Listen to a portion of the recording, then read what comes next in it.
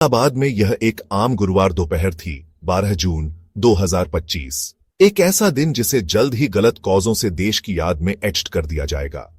ठीक 1:38 पर air India की फ्लाइट AI-171, एक modern Boeing 787-8 Dreamliner, Sardar Vallabh भाई पटेल इंटरनेशनल एयरपोर्ट के रनवे से टेक ऑफ करने लगी। इसका डेस्टिनेशन लंदन गैटविक था। एक जर्नी जो 230 पैसेंजर्स और 12 क्रू मेंबर्स की उम्मीदों और प्लान्स से भरी थी।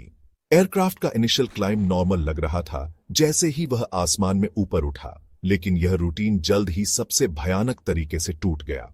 एयरक्राफ्ट सपने ले जा रहा था, लेकिन कुछ ही पलों में यह एक नेशनल ट्रेजेडी का सिंबल बन गया।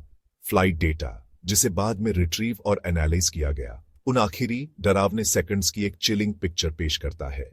एयरक्राफ्ट केवल 625 ऐसी ऊंचाई जिसे उसे आसानी से पार कर लेना चाहिए था।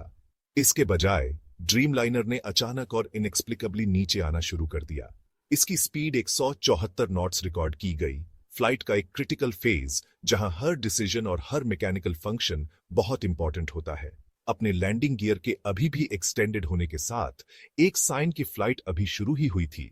एयरक्राफ्ट ग्रेविटी के खिलाफ अपनी लड़ाई हार गया।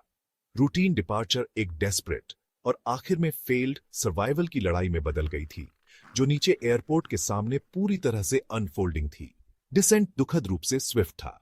एयरक्राफ्ट लंदन की अपनी लॉन्ग हॉल जर्नी के लिए लगभग 1,25,000 लीटर जेट फ्यूल से भरा हुआ था, जो एयरपोर्ट के आसपास के डेंसली पॉपुलेटेड एरिया की ओर प्लमेट हो गया।